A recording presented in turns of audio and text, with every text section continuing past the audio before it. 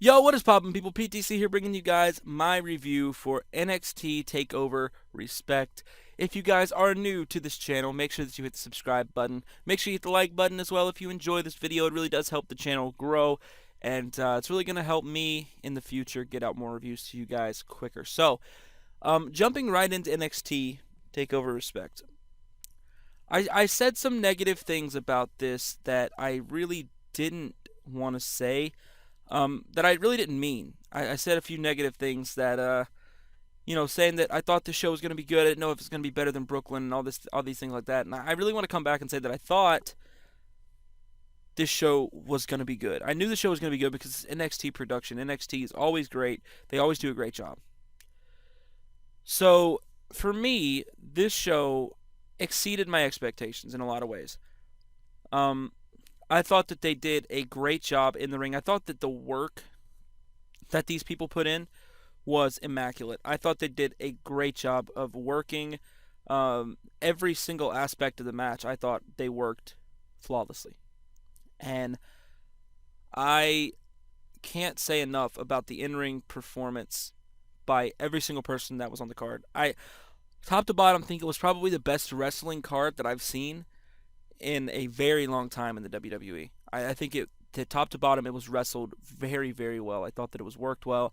I thought that everybody had their moment, and that was something for me. Everybody had their moment tonight. Some more than others, and some, had some issues, and some, were perfect. But there was a few issues, but I thought that overall this was a very good card. I thought that everybody worked pretty well, and I thought that it was entertaining at the very least. And that's something that WWE has kind of failed to do for a while. So the entertainment factor for me was there. And that was something. I couldn't take my eyes off the screen.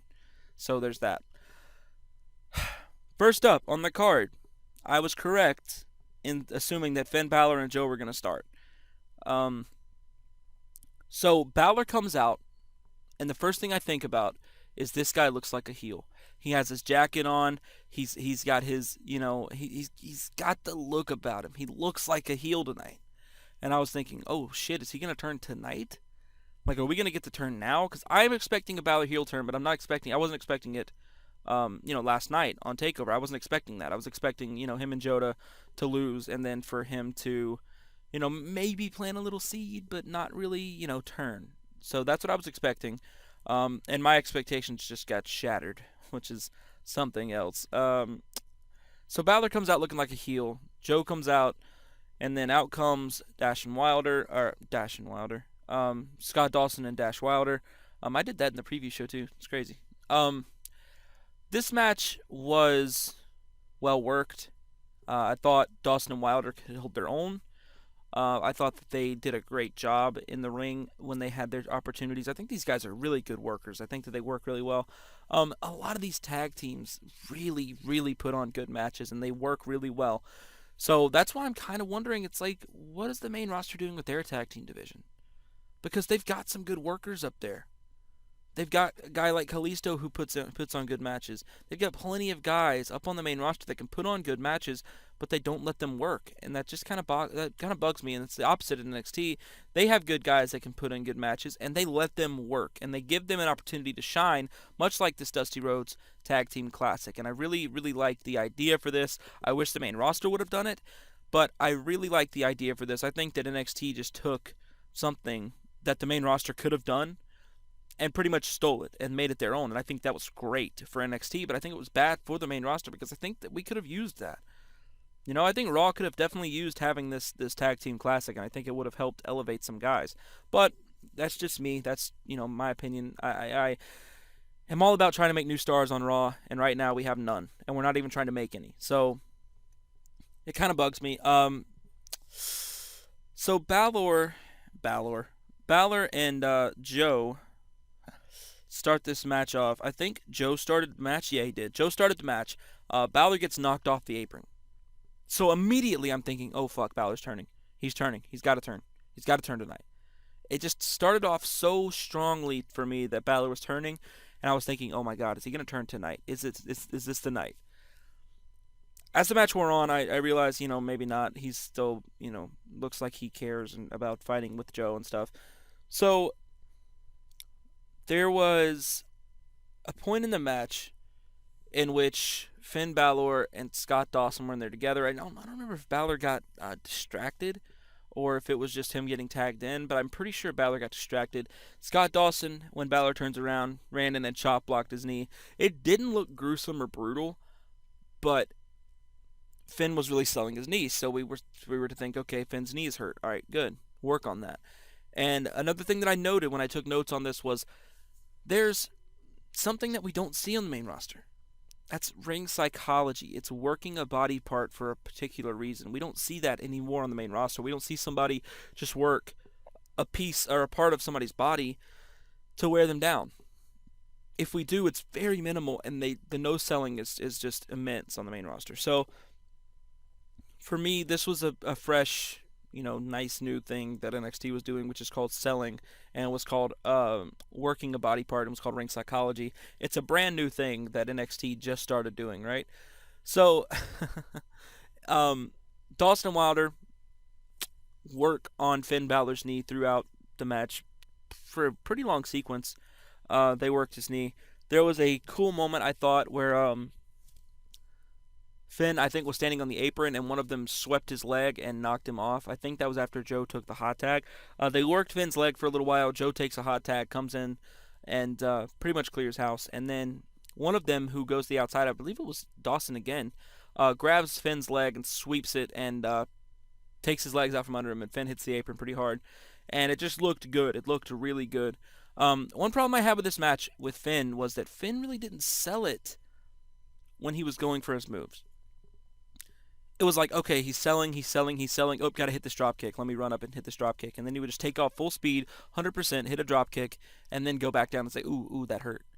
And it didn't feel to me like he was actually hurt. If he would have limped up to him and drop kicked him, that would have been better. If he would have maybe done some offense where he didn't have to use his legs, like maybe a suplex, like maybe a spear or spine, but something else that he doesn't need to use his legs too much for. But other than that, I thought Finn did a good job. All the leg offense, the drop kicks and the kicks and stuff, I thought, maybe was a little weird because his leg was hurt. But I think Finn did a good job in this match. He's over. The guy's over with the fans. He's over, but he's not over with me. I liked him in this match. I thought he did a good job. I thought he's a good worker, but his character is what matters, and he still doesn't have much of a character to me. So for me personally, I think Finn needs to turn. I really do. I still think that. I don't know if he's going to, but I think he needs to. There was multiple opportunities tonight for him to turn, and he didn't. So that was kind of a disappointment for me. I'll get to all those points that I'm talking about when I get there. But anyway, it was great work for a hot tag with Finn, and then Joe comes in after the hot tag, hits the muscle buster, and Finn gets up and he hits the coup de grace, and it's over. And Finn Balor and Samoa Joe go over Dawson and Wilder in this one, and a tag team is eliminated from the Dusty Rhodes Tag Team Tournament. So my initial reaction was, wow, they actually let Finn and Joe win this match. That's interesting. And I said it on my preview show that I thought if Finn and Joe were to win, then it's just to say, hey, anything can happen on NXT. Then I thought about it a little more. And I said, okay, I'm not so upset with this loss because Finn is your NXT champion. Samoa Joe is your number one contender. They're supposedly the two best guys you've got in the whole entire company, or the whole entire brand, I should say. And for them to win, it's not really that big of a deal. And they won the match with a coup de grace and a muscle buster. So that was fine. That was fine. That was fine with me. I didn't mind them winning. It was just kind of a weird thing that they won because I thought that a tag team was going to go over. I thought Dawson and Wilder were going to go over. They even sold commentary, as I said that they would do, sold the fact that Dawson and Wilder are a tag team. And I said, you know what? They're selling this really hard. I think that it's going to come down to something that is going to take a tag team to win this match. Something's going to happen to where a tag team can win this match and two guys that aren't a tag team cannot. And unfortunately, it just didn't happen that way. And I thought it was still a great match. I just wish that Dawson and Wilder had gone over because it builds up a new tag team as a star tag team. So for me, it was a good match. It was a solid match. The ending didn't really happen how I wanted it to, but I didn't mind Finn and Joe winning. It was fine. I mean, they looked good. They did a good job. They had a good match, and that was it. And it was a good match. But um, yeah, Finn and Joe go over here, and they move on to the finals. Next up, we have the second tag team match in this semifinals. We have Jason Jordan and Chad Gable versus Baron Corbin and Rhino. Now, this was a match that I knew the outcome to. I knew it. I just knew Jason Jordan and Chad Gable were going to win this match. I knew they would. And they come out and they look good. And the first thing I noted was the great athleticism by Gable and Jordan. They're so good in the ring, athletically speaking. I know that everybody wants to say that they're the next world's greatest tag team. They're the next Charlie Haas and Shelton Benjamin, and I think that is an insult to Jason Jordan and Chad Gable, because I think Jason Jordan could have a singles career after he's done with this, and a better singles career than Shelton Benjamin did. He's got the potential in ring. I don't know how he is on the mic just yet. I need to hear more of him. Um, I feel like he's bland, probably. I feel like he's a little bland. But I definitely think that he and Chad Gable can work. I think that, the world's greatest tag team comparisons are kind of unfair because you're going to be expecting them to be like them. I don't think they're going to be. However, I do think that they're great in the ring. They work really well together. I really like this tag team. I really got behind them in this match. I really felt that they were on fire tonight. Um, they're faces now. I think it's blatantly obvious. They were heels before. Um, in some people's mind anyway, they were heels. I always saw them as a face tag team. I never really saw them as heels. But they were face tonight, and the crowd was completely behind them. They were chanting Gable to Kurt Angle's theme. That's how that's how that's how you know it is. I mean, that's how you know that they're getting somewhere. I think Gable is a great worker. I wish he was a little taller and bigger because then he's not going to get the push he deserves being his size. However, I do think that he is a great worker. I think he's probably one of the better workers that I've seen in NXT. He did a great job tonight. He sold death for the most part. Throughout the match, he pretty much sold death. They started wearing down Rhino at the beginning, which made me think, okay, Rhino's going to take this loss. Like I said, Rhino's going to take the loss. There's no way they give Corbin this loss. Not right now. Corbin can't. Corbin can't afford this loss. Corbin just can't afford to lose tonight. He can afford for Rhino to lose, but not for him to lose. So there was a cool move that Gable did when they were wearing down Rhino, where Rhino took him to the ropes, and Gable went over the top rope into an armbar on Rhino. I thought that was a really cool move, and for the most part, I was like, oh God, what are they botching? And then it was really cool. It was really unique. It was really inventive, and I liked some of the things that I saw in this match from Gable. He really did a good job offensively. Throughout the match, he got his shit off, and it looked good. So Rhino ends up tagging Corbin in, and Corbin was so clean tonight. Corbin was so good, and the first thing I wrote about Corbin is it sucks that he's going to be bald, because that full head of hair on him looks great, but if you look at the very front of it, you can tell Corbin he's not going to have it too long, and that really sucks because it looks really cool on him. I said Corbin being bald sucks. That's exactly what I wrote down. Then Corbin starts working on Gable, and Corbin looked so good tonight. The big boots that he hit were clean. He was honestly on the top of his game tonight. I was very impressed by Baron Corbin. I really thought that he showed up tonight more than any other NXT Takeover, and I think that he's improved drastically throughout his time in NXT. So Corbin and Rhino start wearing down Chad Gable a little bit, and then we get the save the Gable. Save the Gable. That was gold. This crowd was out of control. This whole match, this crowd was just out of control. They were out of it. They were just they were out of control. So Gable Gable ends up getting the hot tag to Jordan, and I really liked Jason Jordan getting the hot tag. His drop kicks are really good. I don't know if they're on the level of Randy Orton drop kicks, but they're very close. Jason Jordan's drop kicks are clean. So he ends up tagging Gable back in, and I wanted to bring this up because it's probably the only time you're ever going to see this move in WWE. Chad Gable hits a chaos theory on Baron Corbin. For those of you guys who don't know what a chaos theory is, just look it up on YouTube. It's a work of art, and I can't say enough what it is. I can't even give it justice. It's a work of art, and it's a work of art that Chad Gable should never be able to hit on Baron Corbin, but he did. Chad Gable is probably 5'10" to 6'1", anywhere from that range. I can't think of how tall he is right off the top of my head. I don't know. Baron Corbin is 7 foot tall. Chad Gable pushes Corbin into the ropes. What it is it's a push into the turnbuckle, not the ropes. A push into the turnbuckle. He rolls back like he's gonna roll him up, rolls through the roll up, deadlifts him into a German suplex.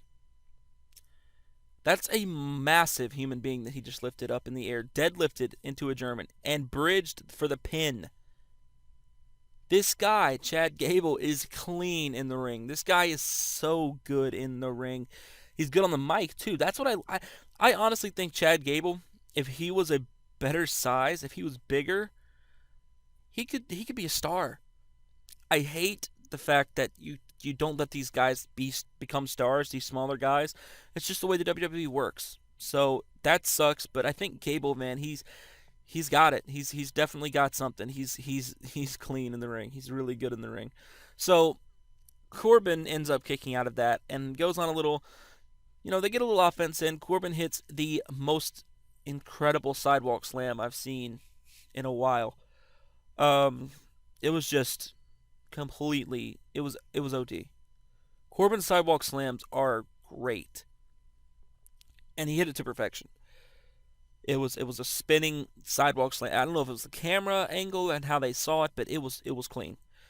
Then Gable goes for a tilt-a-whirl move. Corbin catches him and hits him with the end of days. It was very, very nice. It was a very nice ending. I did not see Corbin and Rhino going over here. I really didn't see that.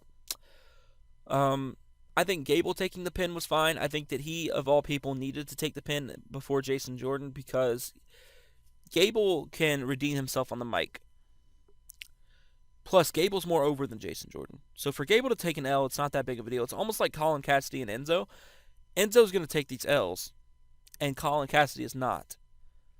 It's the same thing with Gable and Jordan. Gable's going to take these L's. I don't think Jason Jordan takes them. I think they want to build Jason Jordan up. Jason Jordan can be a star. If he can talk, he can be a star.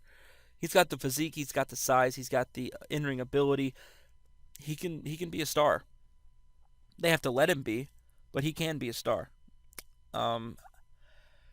So now we've got two non-tag teams in the tag team finale, which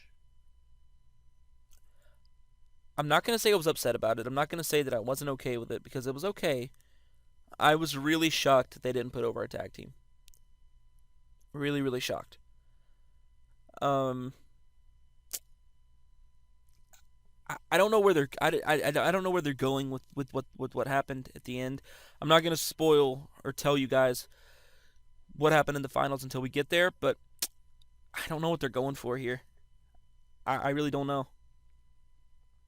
I think that they could have used a tag team winning this because it would have helped boost up the tag team division, which is already stacked as it is, but it helps create a new star.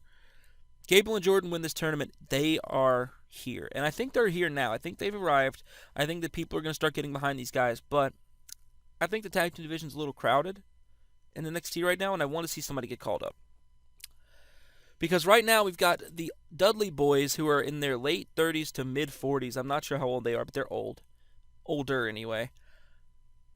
And they're the main focal point of the tag team division right now. You need a new tag team, a fresh tag team up on the main roster right now, and there's just not one. So for me, I don't know. I think the NXT division is getting a little crowded. I think it's time to call somebody up. I don't know who. I don't know when. But I think it's coming. I really do. After the Dudley Boys feud, I think it's coming. So we'll see how that goes. Next up, we had my favorite match of the night.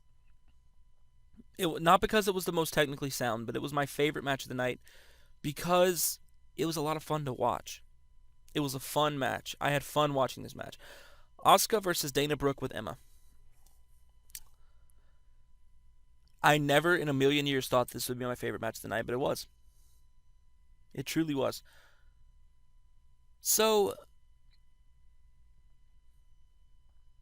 Asuka comes out, takes off her mask, and she looks hungry.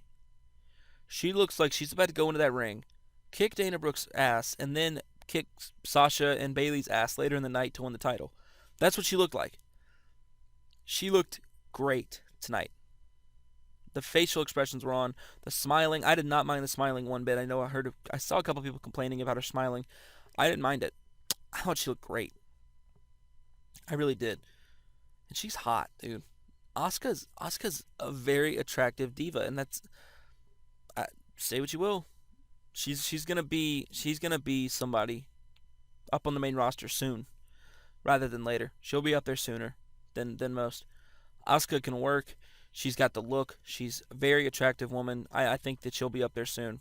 And I think that as long as they don't misuse her, which they are going to, we already know, then she can be a star for them. The other note that I took at the very beginning of this match, before it even started, was why does Dana Brooke have not yellow hair? Why does Dana Brooke have white hair? Why is it white? That's not blonde. That's white.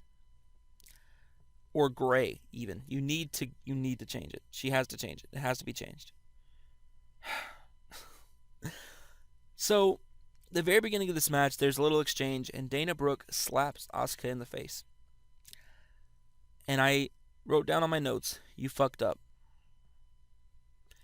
And she fucked up. She should never, ever have done that. Asuka went on a roll. She hit the rear view in her sequence of moves. And I wrote down, somewhere in the world, right now, Naomi is in tears. Because Dana Brooke gets hit with the rear view and then jumps right back up. I don't know how that move is supposed to work. I don't know if it's the bigger your ass is, the better it's going to work. However, I still don't think that Dana Brooke should have just jumped right back up from somebody on the main roster's finishing move. While I know nobody might have caught it or nobody really cared, it kind of irked me. Then we continue, and there is a Let's Go Dana chant in NXT. But it's just one person. It's one woman in the back yelling, "Let's go Dana," and they're booing. I don't know if it was Emma, but I didn't see Emma chanting. It could have been Emma, but I didn't see her chanting. I thought it was a fan because it sounded very faint. But I heard it, and everybody started booing, and I saw people turn around, and I think that it was somebody in the crowd. If it was, kudos to you because that was fucking hilarious. If it was Emma, then I'm stupid, and that was not funny. However, I thought it was really funny. Then we get to a segment where Asuka, or a sequence rather, where Asuka puts her in like 50 different submission moves in 30 seconds. She has her in a sleeper hold, an armbar, a leg lock, and then an ankle lock. And then Dana Brooke no-sells the ankle lock. Somewhere in the world right now, Kurt Angle is in tears crying if you watch this match.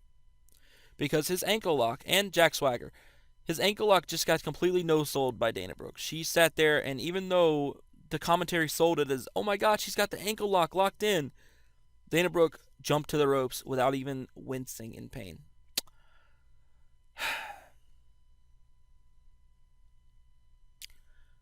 The next thing I wrote is that Asuka is over, and I wrote over in all capital letters because the crowd was so behind her. I don't know if it's because she was fighting Dana Brooke or if it's just because Asuka is a fucking badass. I think it's the latter. I think Asuka being a complete badass is why she's so over. Asuka is O-V-E-R. She is over. People love her. I love her. I think she's great. I think she was great in this match. She wins the match. I don't remember what it was called. I think they just called it like the Oscar lock or something stupid like that. But it was a really cool submission. It was pretty cool. She had an arm between her legs, and then I think she had an arm wrapped around behind her. She had an arm wrapped around behind her, and then she had her arm around her.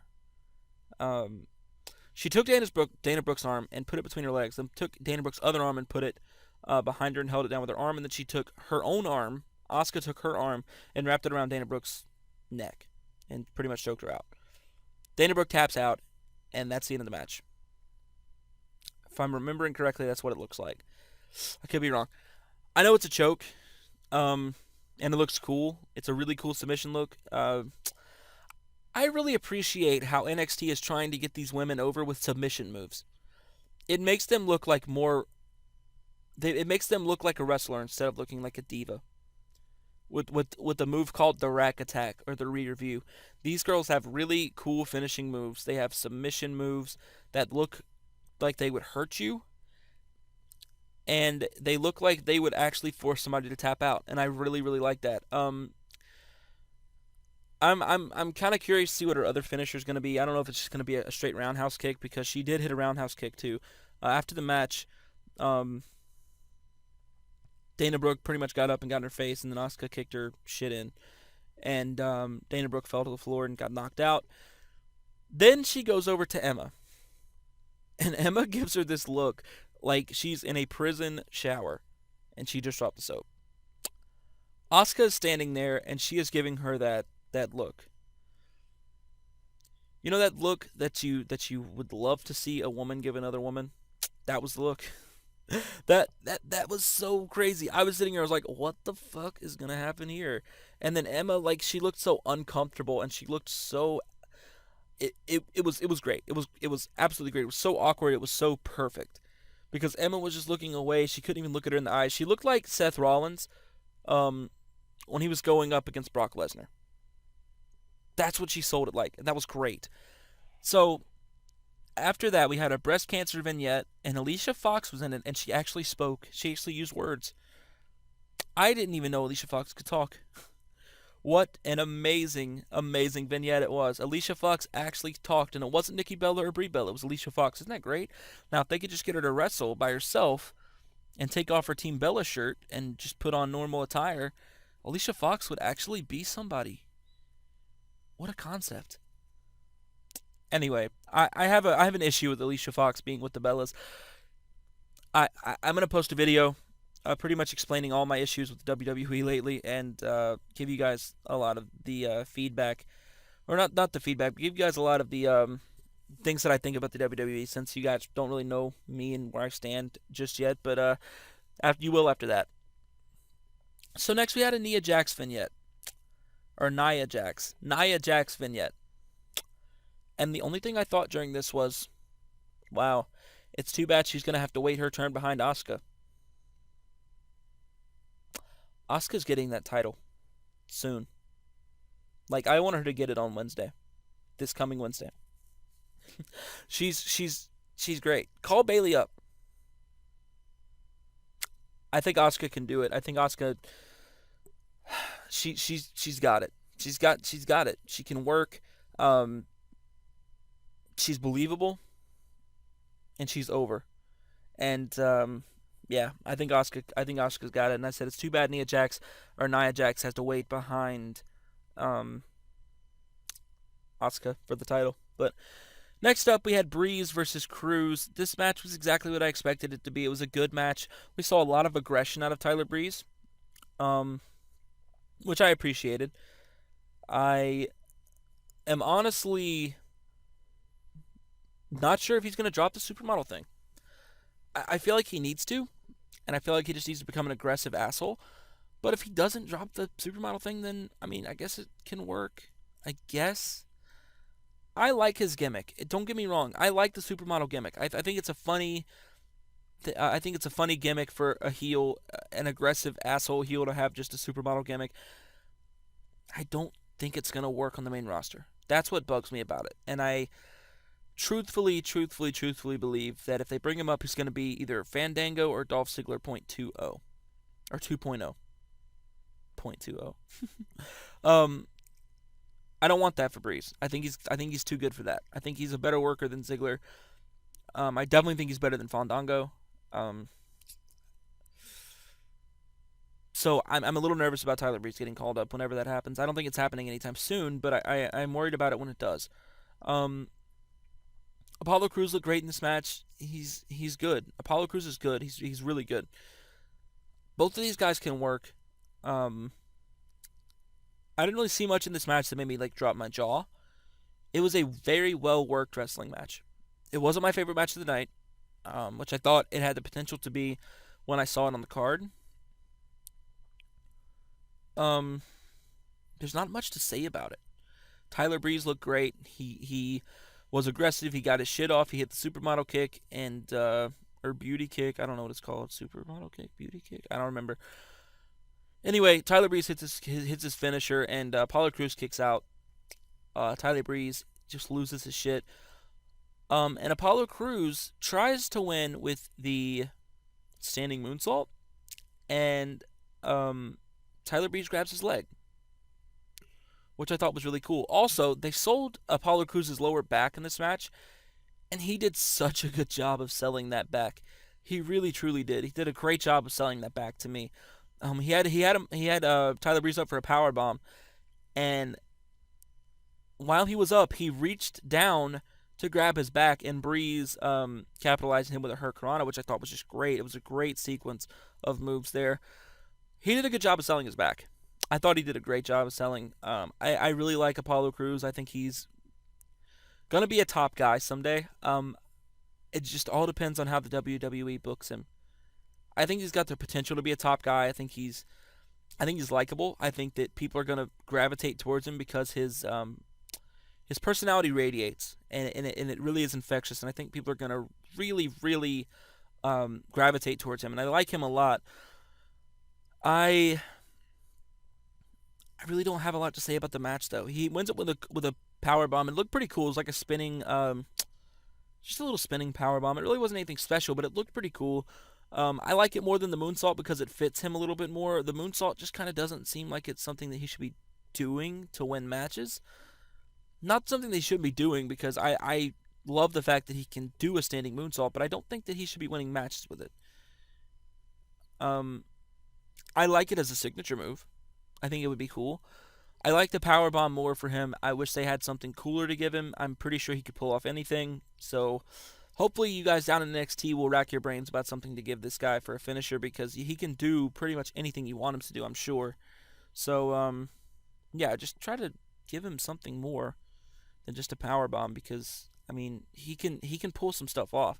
But it looked cool. He won the match with the power bomb. I was pretty surprised that that ended the match, but I think it should have. I think it was a good power bomb. I think that it looked good, looked strong. I was just surprised that it won the match, but I had no issue with it.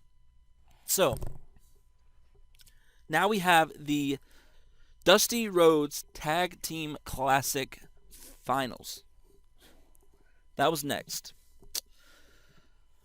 They showed us a video of Finn Balor backstage, and Samoa Joe was standing there with him, and they were just getting it checked out. I don't know if this was earlier tonight. I think it was earlier in the night. But Finn Balor comes out, Joe comes out, Corbin and Rhino come out. Everybody looks at the trophy,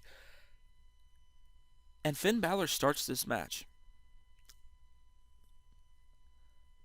I don't know that I necessarily had a problem with it, but I don't understand why Joe would allow that to happen. You know your tag team partner's hurt. You know he's in a lot of pain. Why on earth would you let him start this match? It was weird to me, but I thought it was funny because Balor started the match. I thought that commentary did a good job of saying, "Oh, what the fuck? Why is he starting the match?" They didn't say that obviously, but you know what I mean. They were like, "Oh, why is he starting the match? His legs hurt." So Balor did a good job, pretty much. Rhino knocks Balor off the apron, hurts his leg again after he tags Joe in. Um, just some notes. I mean, I didn't really have a ton of notes for this match. I thought that it was a well worked match. I thought that they did a good job with it. There wasn't a whole lot to be said about the match itself. It was a pretty straightforward match. Um, there wasn't a lot in it. For me, I liked all of it, but there was no noteworthy things that happened in the match to me that really made it different than any other match. They all worked really well. Um, the chemistry in the ring was good. The psychology was okay with Balor's leg. I wish he'd have sold it a little bit more, but I have that complaint with Balor a little bit about his selling. I thought Baron Corbin looked great, and I did want to go off on a little tangent about this because I really, truthfully think that Baron Corbin is a star. I think he's a star, and I think that he is showing up more and more, and really showing us that he wants this and he can do these things that we think he can't do. Baron Corbin was great tonight. Baron Corbin was great. They gave him 2 matches. That should tell you what NXT thinks of Baron Corbin, and I hope he gets his push that he deserves. Not necessarily right now because they do have the Joe and Power thing going on, but I do hope that he eventually gets his push, gets his title shot, and gets his title reign when they're ready to call Finn up if they decide to do that, even though he said he never wants to get called up. Um, I think the WWE main roster could use Finn. If he had more of a character, I think Finn would be up there now feuding with Seth Rollins. I really do. I think if Finn had a character, he would be up there right now. Because his in-ring work is good. He's good. So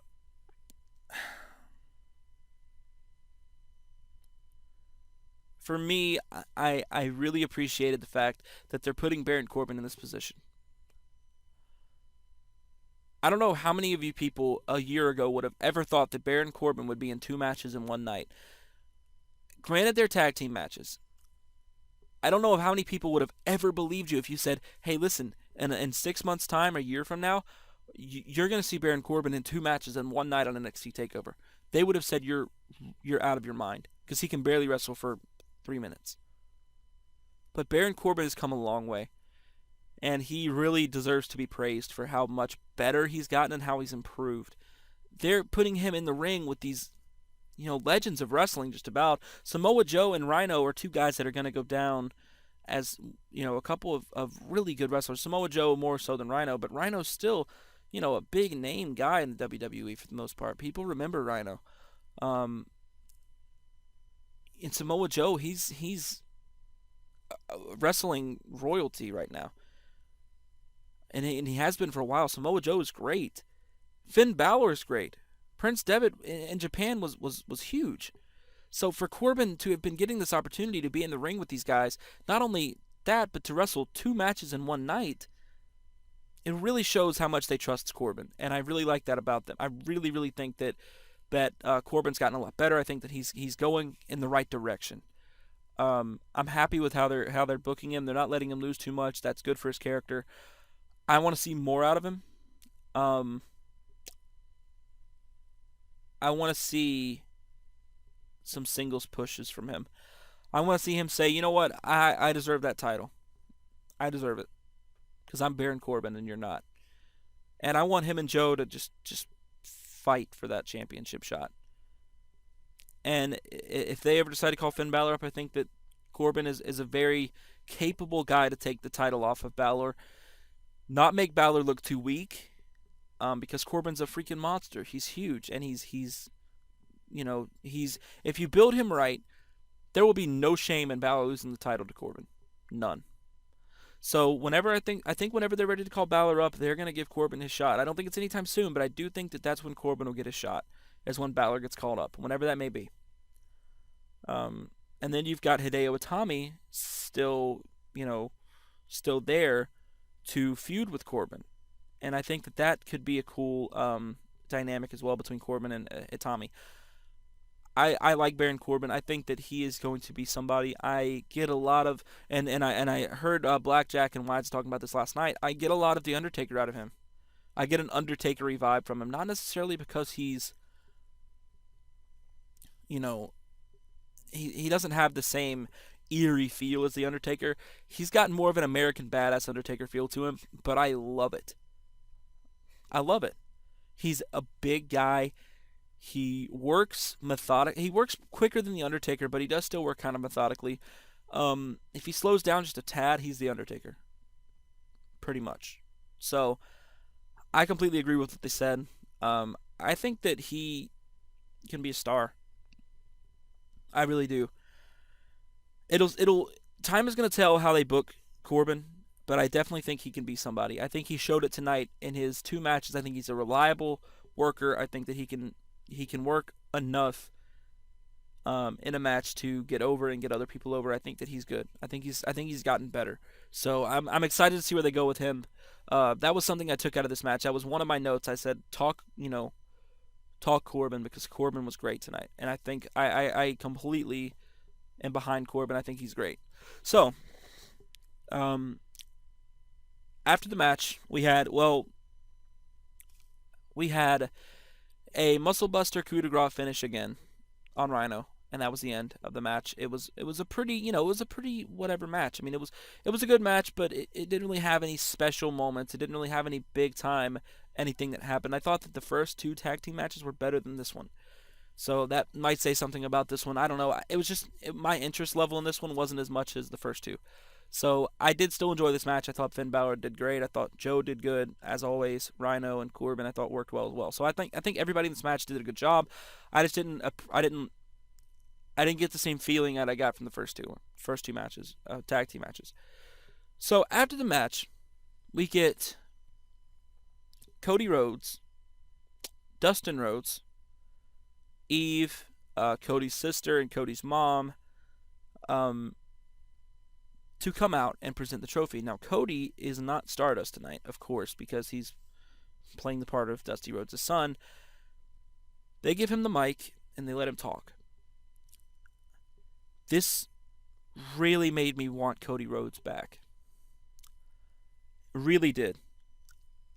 I got chills when I heard him talking about his father, about anything. I think that Cody Rhodes needs to come back. I don't like the Stardust thing. It was okay with me, but after seeing Cody Rhodes tonight, I was like, why the hell is this guy in such a weird gimmick? Why is he doing this? I think that they can give him something that he can work with, where he doesn't have to be Dusty Rhodes' son, but he doesn't have to be uh, Gold Dust's brother either. He can beat Cody Rhodes. I think he's good enough. I think he's good enough in the ring. I think he's good enough on the mic. He did a great job talking tonight, and it made me want Cody Rhodes back. Really did. So Balor and Joe are standing there, and they're looking at the trophy, and they're taking pictures. And this whole time I was thinking, how much heat would Balor get if he took that trophy and hit Joe with it? It would be catastrophic levels of heat. It would be nuclear levels of just plain good heat that Balor would have gotten. Now, granted, I did not expect him to do that because I think that they would have seen it as defacing Dusty Rhodes, but that would have been nuclear heat had he done that. It would have been nuclear. I'm not going to say they missed an opportunity because I don't think that he needed to do that. I think it was a great show of respect for Dusty Rhodes, but it would have been a dusty finish. Would it not have been? It would have been a dusty finish to the Tag Team Classic to have Balor turn on Joe and hit him with the trophy and then hit Cody and Gold Dust with the trophy and just fuck everybody up. Hit Eve with the trophy. Who fucking cares? But no, they did the thing. They took the pictures. They played the theme song. I would have loved for Balor to turn and hit Joe with the trophy. But I think timing is everything, and I don't think that would have been the best time. I think that after what Cody said, I think it was good to just let them celebrate. So, in the back of my mind, I was thinking, you know what? If he hits this guy with the trophy, it's over. But he never did. So, I wasn't too upset about it. I just thought it would be a cool spot, but at the same time, I thought maybe it would have been a bad taste. So, it could have gone either way. Next up, we have Sasha Banks versus Bayley. I almost called her Sasha Bayley versus Banks. That would have been stupid. So, Sasha Banks versus Bayley. What bugged me about this match, the very beginning, Bayley looked scared of Sasha. It really bugged me because she looked afraid, and I didn't like that. It had a really big fight feel to it. It had a really big fight feel. Um, watching the match, you thought this is really big.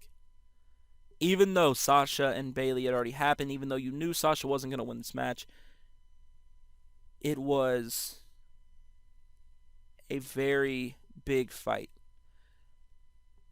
And that was something I liked. What I didn't like was how scared Bayley looked the whole time. Up until about 10 minutes in, Bayley looked afraid. And I was thinking, why are you afraid of Sasha? You already beat her once. You beat her last special. You beat her last takeover. Why would you be afraid of her? She looked scared. That bugged me. Bayley hit Sasha with a suplex, and Sasha landed head first on the ground. I think Bayley needs to work a little more. I think that's why Bayley didn't get called up with the rest of them, is because she has some work to do. Um, there was that, and there was another botch in this match somewhere. It was almost like she was just picking her up to like put her back down. It was just almost like a suplex kind of thing, but it was kind of botchy, and I didn't, I'm not one to necessarily call out botches all the time, but it looked really bad, especially in this fight. Um, it could have been fatigue. It could have just been I don't even know. It could have been fatigue. That's all I can really accredit it to. It was a bad. It looked bad. People didn't chant "you fucked up" or anything because it's a big fight. They didn't really care. They just said, "Oh my God, she's so worn down," and that's what the commentator sold it as. She's just worn down. All these moves are starting to look rough because of how worn down she is, and that was fine, but it was kind of rough to watch that one. And it was rough to watch Sasha get dropped on her head too, because that sounded bad. When she hit the mat, the sound that her head made was a really kind of just a cringeworthy sound. Um, she was fine, obviously. Then there was an eye poke of doom for the pinfall. 9 minutes in, Sasha takes the lead 1-0. I thought that was okay. I thought that was, it made me say, okay, well, there's going to be much more pinfalls in this. Now, had there not been, that's how you make Sasha a heel. She won the title by a poking Bayley in the eyes and pinning her. That heat would have been crazy. But I didn't want Sasha to win this match anyway, so I didn't really care. But I just thought that would have been amazing. So 2 minutes later, Bayley hits a belly to belly, or Bayley to belly, I guess, and goes up or ties it 1-1 at 11 minutes in.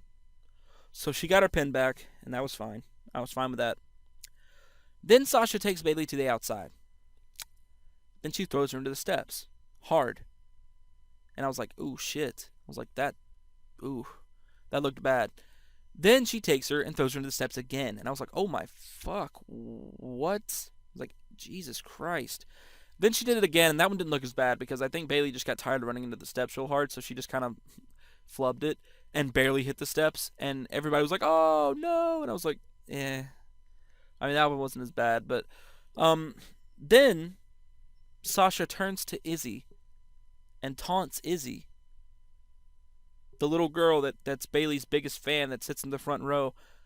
She taunted her, and I was like, this is the Sasha that we need on the main roster. This is what's been missing. There's no angry Sasha. There's no aggressiveness in her on the main roster. It's like they're trying to make Team Bad another version of the New Day. That's what it felt like on Monday.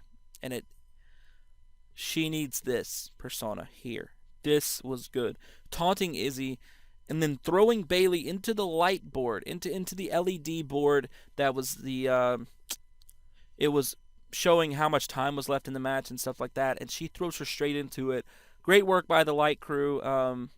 The technical crew back there, they made it look great when she hit it and it jumbled all up. I thought that was awesome. It was a great touch. I think that they did a great job. Shout outs to them. Good work. So Sasha gets another pin or another fall by countout. And I was thinking, Sasha's not gotten a clean fall yet. She's, gotten two pretty dirty falls, and that's great. That's great. So they cut back to Izzy, and Izzy is crying because Sasha took a headband and threw it at Izzy. She threw a headband at Izzy, taunted her, and made her cry. That is the Sasha that we need on Raw. I want Sasha to make all the little kids cry in the front row. I do. I want Sasha to come out and kick John Cena in the nuts. I want her to kick John Cena in his balls and then make all the kids cry and then walk away. That's the Sasha we need. We need a dirty, aggressive Sasha Banks, not making stupid jokes and smiling and I didn't like Sasha on Raw this week, if you couldn't tell. But I liked her here. She did a good job of really selling the fact that she's the heel. So, about this time that Izzy starts crying, the fans start to chant Sasha's Ratchet. This crowd was OD'd tonight. This crowd completely OD'd. Sasha's Ratchet chants began throughout the arena, and it was insane. I was in tears. I couldn't believe it. I was laughing so hard. So then there was the Bayley roll-up pin that she got. She ended up getting a pinfall off a roll-up, which was fine. She needed to get her pin back. Now they're tied. I didn't timestamp that one. It was pretty. I think it was maybe 10 minutes left, 9 minutes left in the match. I'm almost sure that was about when it was. Then we get the botch. It was pretty weird. I don't know. I'm gonna gloss over it. It was just like a weird little botch, and these things happen, and I'm not gonna dwell on it. But it did happen right here after the roll up. Then we get a better than Raw chant. Yeah.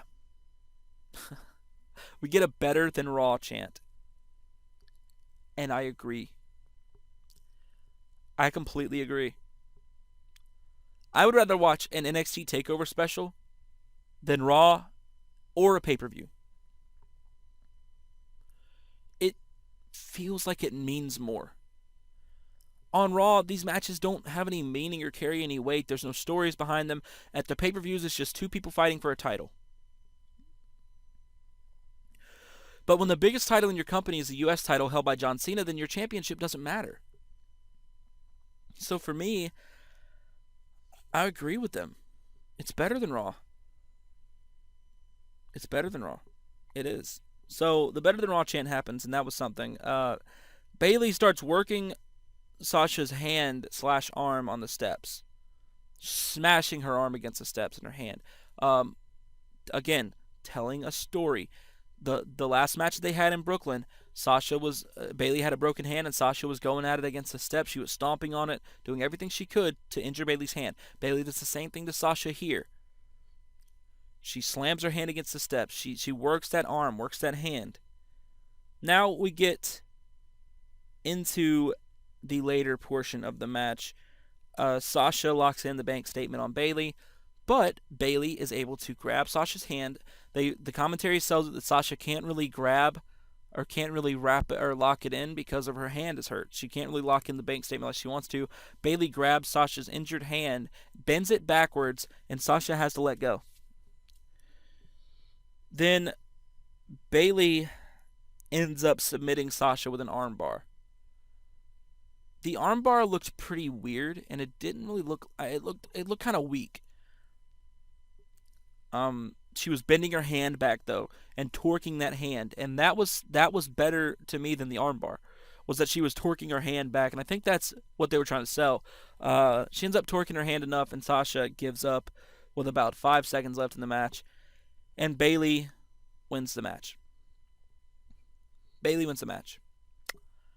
So I'm going to be completely fair, and I'm going to be completely honest. This was a really good match. I don't know that it was better than their match at Brooklyn, but this was a really, really good match. It's what I come to expect from the NXT women. A match any less than this one is a disappointment because you know that they're going to put on a show, and they did. They delivered tonight. In my preview, I said fuck this match because Sasha didn't need to be in it. But they delivered tonight. Even if Sasha didn't need to be in this match, in my opinion, I can still stand up and say that they went out there and they put on a show tonight. Sasha and Bayley 2 was an incredible match. It was an incredible match. I don't know if I like the ending with the armbar, but it was a great match all in all. There were some issues here and there, but I thought that this match lived up to expectations. I thought it was a really good match. Now, is it match of the year for me? No. But I definitely think that Sasha versus Bayley, this match was well worth the hype because it did achieve everything that we thought it was going to. Now, I still wish Sasha wasn't in this match because she did have to take another L. I don't know how that's going to hurt her character going forward, if it's even going to matter. I didn't want Sasha taking this loss. However, this was a good match. And I appreciate the work that the women did. I think that they worked hard. There was a lot of good segments and sequences in this match that will be applauded. This was very solid. Some of the best work of the night.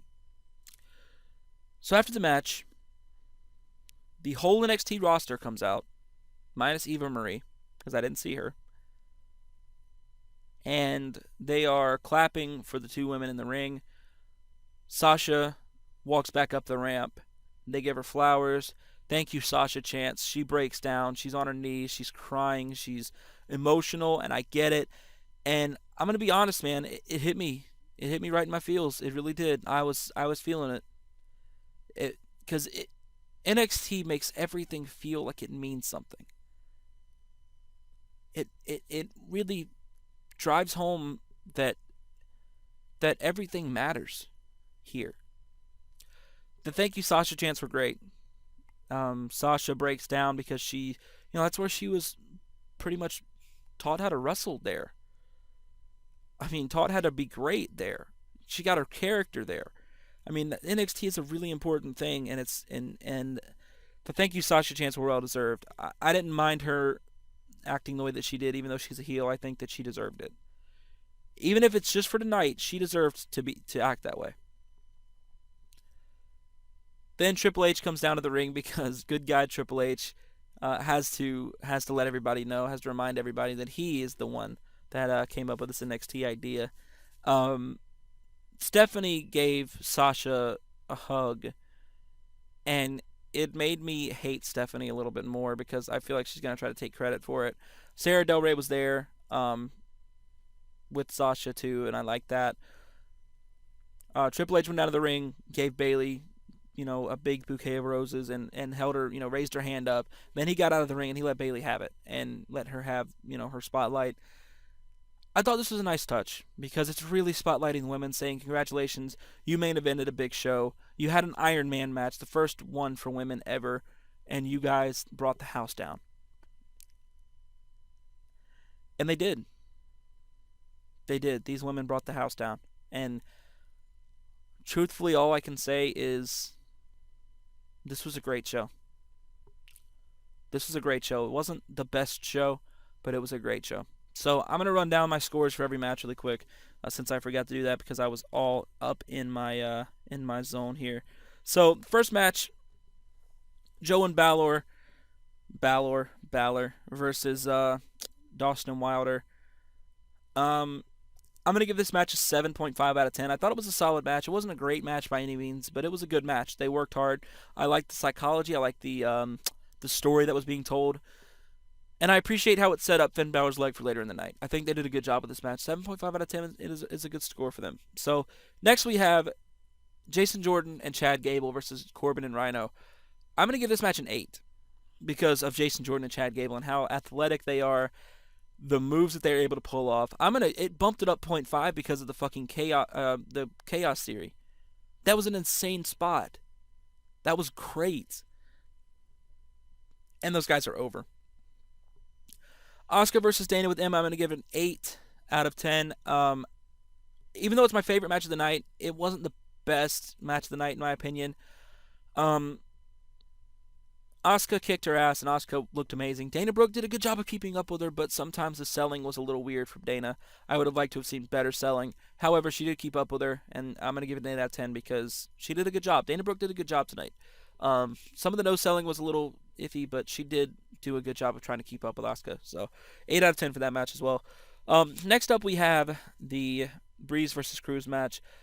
I'm going to give that match a 7 out of 10. Nothing flashy, nothing special. It was just a straightforward match between a heel and a face. You could tell exactly who the heel was, exactly who the face was. You knew exactly how they were going to work. Tyler Breeze was going to be the aggressive asshole. Apollo Crews was going to be the athletic powerhouse that he is. He was going to be strong. He was going to come out with a win, and everything delivered the way that it should have. It was a good match. It wasn't a great match, but it was a solid match, and it did what it was supposed to do by boosting up Apollo Crews. And I appreciated that. So I'm going to give that one a 7 out of 10. Now we've got the Dusty Rhodes Tag Team Classic Finals, Finn Balor and Samoa Joe versus Rhino and Corbin. I'm going to give this match a 7. The build up to it was fine. The storytelling with Finn's leg was good at points. His selling was a little off. I didn't care about this match at all. I really didn't care. I wanted it to be a tag team, and I caught myself not caring about this match at points because, honestly, why did Finn and Joe need to win? They're already over. Everybody already knows that they're strong enough. I wanted to see a tag team get the win here. I'm a little disappointed they still didn't, but nonetheless, there's not a whole lot you can do about it. I'm interested to see where they go with Finn and Joe after this because I didn't see them winning this, and I don't understand why they needed to. They're the two biggest stars in NXT. I didn't think they needed this one. I think, if anything, if it was going to be Corbin and Rhino versus Balor and Joe, then just have Corbin win. Because then that catapults Corbin. But Finn and Samoa Joe winning wasn't... It didn't rub me the wrong way until I thought about it, as to why they needed the win, and they didn't. So that was something. I know you're making your champion... Here's one thing that I do like about them winning. You made your champion look like a champion.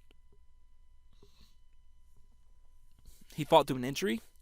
He came out on top. He won a match. He looked strong winning. That's something that the main roster has a tough time doing, even with Seth. Even when he's going up against somebody he's supposed to squash, they can't just let him win strong. And they let Finn win here and look strong. I get you're building your champion Finn up a little bit more, but I really would have liked to have seen Corbin win this match because I feel like he needed it, and I feel like it would have been big for him. Unfortunately, though, saw what happened. Finally, we have Sasha and Bayley. I'm going to give this match a 9 out of 10. There was a lot of technical wrestling, a lot of really good spots, but a lot of just brutal, aggression from Sasha. I thought Sasha made this match 1 point better than it would have been if Sasha wasn't in it. And even though I said fuck Sasha being in this match, she was herself again. That's what I love to see. She found the boss again, and she became the boss again tonight. That was something that I wanted, and she did it. She made Izzy cry. She made the fans call her Ratchet. She made the NXT fans turn on her. They love Sasha down there, and she made them turn on her by making Izzy cry. That's something that Kevin Owens would do. That's a Kevin Owens move. And Sasha pulled it off beautifully. So kudos to Sasha. She did a fantastic job tonight. Kudos to Bayley. She did great too. The botch kind of took it down a little bit for me, as well as the Bayley dropping on her head thing kind of was, awkward. And then the finish with the armbar and the hand, I thought it could have been better. All in all, though, a 9 out of 10. That was a really, really good match. It was great. It was a great match. So honestly, if you had to ask me if I would tell you to watch this or watch Raw, or watch this or watch Hell in a Cell, I would say just rewatch this. Because this is what a WWE pay-per-view should be, and it's what a WWE pay-per-view is not. This is what it needs to be. Great matches with great stories, with good build-up, and good resolution. They put a lot of stories to rest here. The Dusty Rhodes Tag Team Classic, they put to rest. Sasha versus Bayley, they put it to rest. They did a lot of things, but they also created new stories. Apollo versus Tyler Breeze. Will they create something out of that? Finn versus Joe. Well, now they're back to being enemies again. Asuka versus Dana Brooke continues. They do a great job of not only resolving some stories, but they also do a great job of building new stories after they resolve other ones. So, for me, this was 10 times better than any WWE pay-per-view has been in a while. And it's a shame. However, I would give in total, NXT Takeover Respect an 8.5 out of 10. Very, very good show, if not a great show. It's on the verge from an 8.5 to a 9. It's really good. It was a great show. So, I hope you guys enjoyed this review. I hope you guys will take my advice and go watch this because it was such a good show. I really hope that you guys did enjoy, like I said. And if you did, make sure that you leave a like, make sure that you comment. Let me know what you guys thought about the show, as well as what you would score each match and what you would score the show in the comment section down below, if you will. And yeah, make sure you hit the subscribe button if you're new. I will be reviewing Monday Night Raw pretty much every week, unless it's just absolute shit. And I'll be reviewing pay-per-views / NXT specials as well. So make sure that you stick around the channel for all that good stuff. And I will see you guys in the next review. I'm out.